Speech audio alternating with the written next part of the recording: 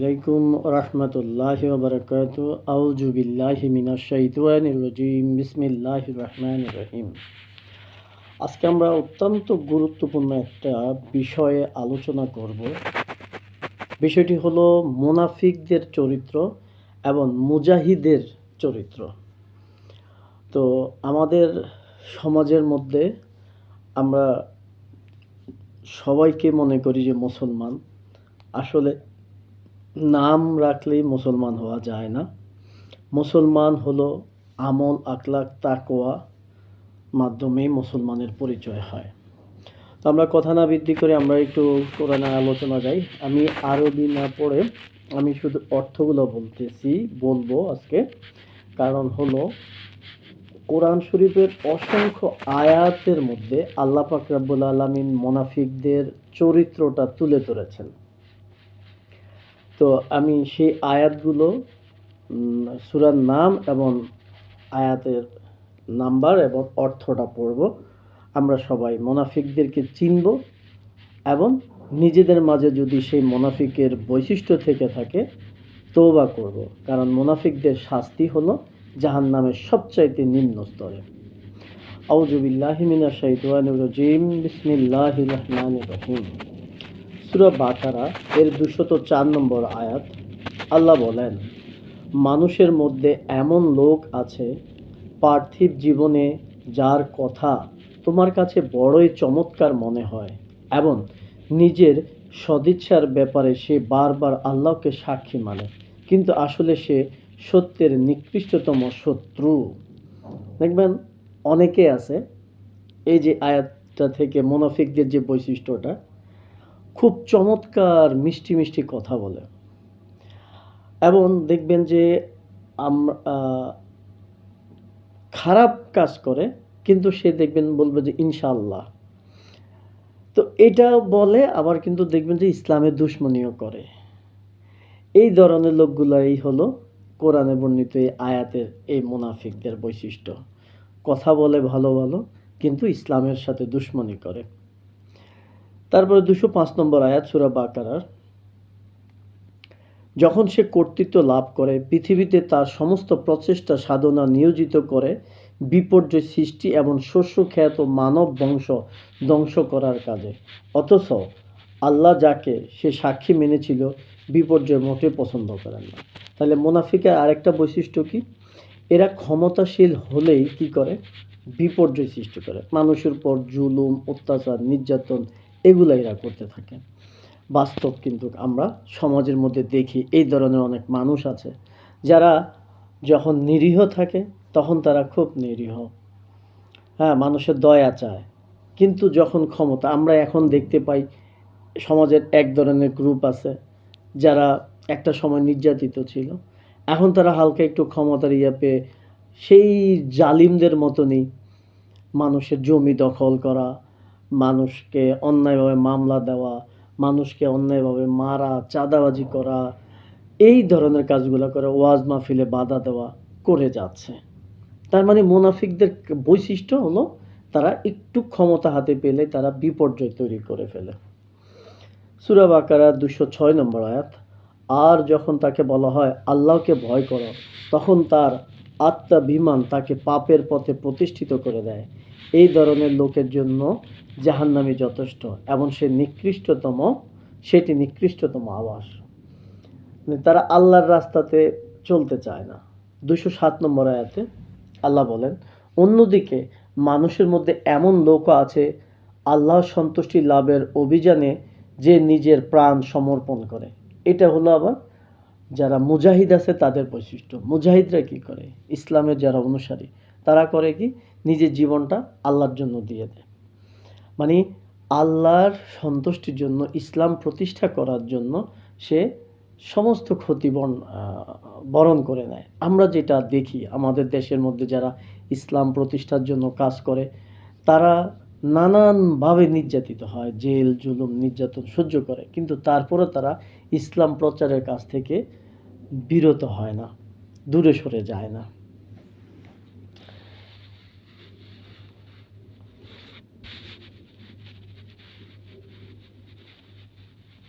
সূরা আল মুনাফিকুনের 63 নম্বর আয়াতের মধ্যে আল্লাহ বলেন, সরি, আল মুনাফিকুন এটা হলো 63 নম্বর সূরা, যার 1 নম্বর আয়াতে আল্লাহ বলেন, যখন তোমার কাছে মুনাফিকরা আসে তখন বলে, আমরা সাক্ষ্য দিচ্ছি যে নিশ্চয় আপনি আল্লাহর রাসূল, এবং আল্লাহ জানেন যে অবশ্যই তুমি তার রাসূল। আর আর আল্লাহ সাক্ষ্য দিচ্ছেন যে অবশ্যই মুনাফিকরা মিথ্যাবাদী। তো মানে মুনাফিকরা কি করবে? যখন মুসলমানদের কাছে আসে তখন বলে যে তারা মুসলমান, কিন্তু কাফিরদের কাছে গেলে আবার দেখবেন যে তারা কাফিরদের সুরে ওদের পছন্দনীয় কথাগুলো বলে। এটা একটা মুনাফিকদের বৈশিষ্ট্য। তারপরে সূরা মুনাফিকুনের 2 নম্বর আয়াতে আল্লাহ বলেন, তারা নিজেদের শপথকে ঢাল হিসাবে ব্যবহার করে, অতঃপর তারা আল্লাহর পথ থেকে বিরত রাখে। তারা যা করছে নিশ্চয়ই তা কতই না মন্দ। তারা শপথকে আল্লাহর নামে শপথ করে, ওয়াদা করে, হ্যাঁ, এবং তারা কি করে? আল্লাহর পথ থেকে বিরত রাখে। এই যে বড় বৈশিষ্ট্যটা আমাদের দেশের মধ্যে এখন দেখেন, ইসলাম প্রচারের ক্ষেত্রে যারা বাধা দেয় তারা নিজেদেরকে মুসলমান দাবি করে। তো কোনো মুসলমান কি ইসলাম প্রচারে বাধা দিতে পারে? ওয়াজের ময়দানে দেখা যাচ্ছে যে আমরা দেখি আমাদের দেশের মধ্যে যারা ওয়াজ করে তারা যদি কোনো চোরের চুরির কথা বলে, চাঁদাবাজির কথা বলে, মদখোর, জেনাখোর বা কোনো জুলুমের বিরুদ্ধে কথা বলে, দেখা যাচ্ছে যে সেখানে বাধা দিচ্ছে।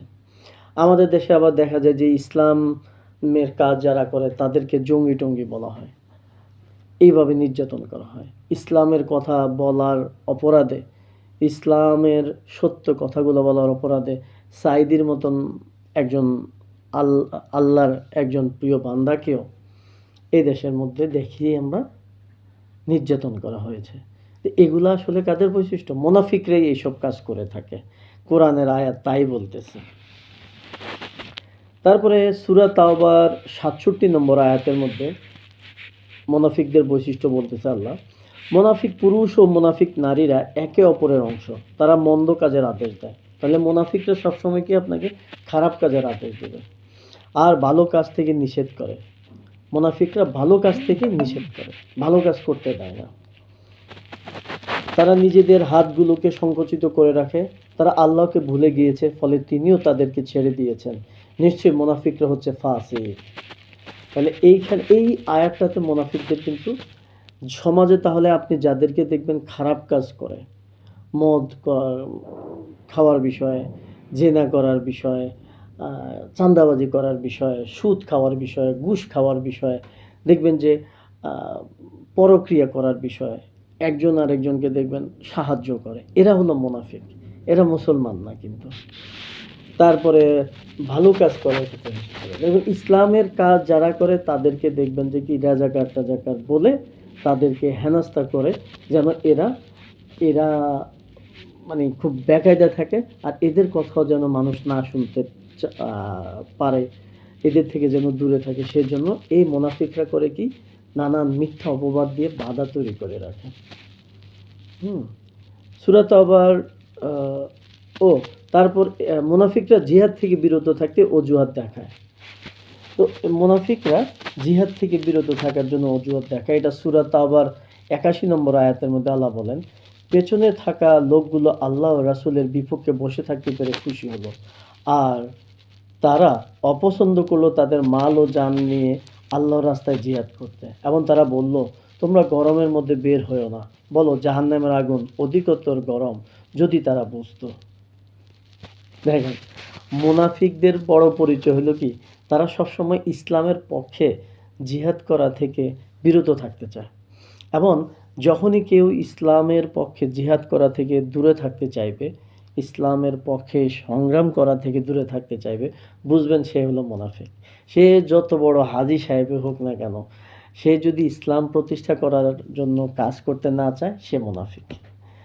ইসলামের জন্য আপনাকে জীবনটা বিলিয়ে দিতে হবে, আপনি যদি ঈমানদার হন, মুমিন বান্দা দাবি করে থাকেন।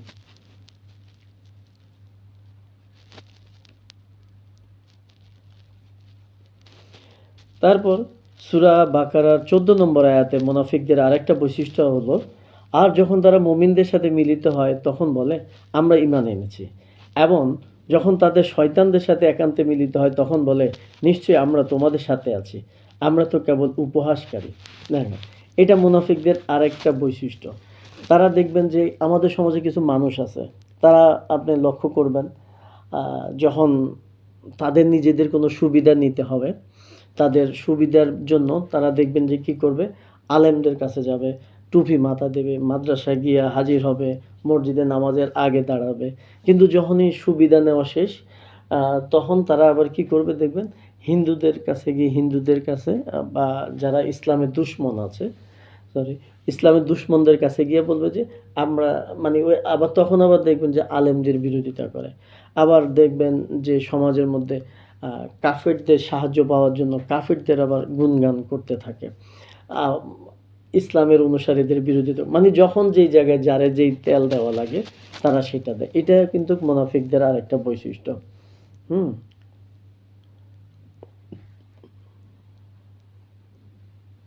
তারপরে সূরা নিসার ১৪২ নম্বর আয়াতের মধ্যে মুনাফিকদের আরেকটা বৈশিষ্ট্য আল্লাহ বর্ণনা করেছেন। নিশ্চয় মুনাফিকরা আল্লাহকে ধোঁকা দেয় আর তিনি তাদেরকে ধোঁকায় ফেলেন। আর যখন তারা সালাতে দাঁড়ায় তখন অলসভাবে দাঁড়ায়, তারা লোকদেরকে দেখায় এবং তারা আল্লাহকে কমই স্মরণ করে। তাহলে মুনাফিকদের নামাজের ও বৈশিষ্ট্য দেখে আপনি বুঝবেন কে মুনাফিক। মুনাফিকরা নামাজে খুব হেলে দুলে দাঁড়ায়, মানে নামাজে তাদের মনোনিবেশ কম থাকে। নামাজটা তারা মানুষকে দেখানোর জন্য পড়ে, সময় মতো পড়ে না, সময় চলে যাওয়ার পর পড়ে। আসরের নামাজ সূর্য ডুবু ডুবু অবস্থায় পড়ে, নামাজের ওয়াক্ত শেষ করে পড়ে। তারপরে হলো যে টুকটাক করে সেজদা দেয়, মুরগি যেভাবে তার খাবার খায় ওই স্টাইলে। তারপরে দেখবেন নামাজের শয়তানি করে, এটা এরকম করে। আবার নামাজের মধ্যে দেখা যায় যে হেলে দুলে খুব মানে ঝুলে জালে অনেকে দেখবেন রুকু সেজদা এগুলা করে থাকে।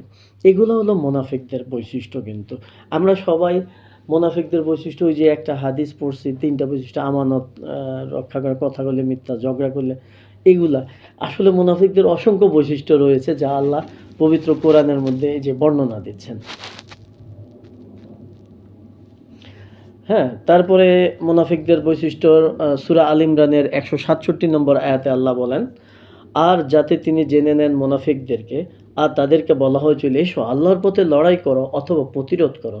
তারা বলেছিল, যদি আমরা লড়াই হবে জানতাম তবে অবশ্যই তোমাদেরকে অনুসরণ করতাম।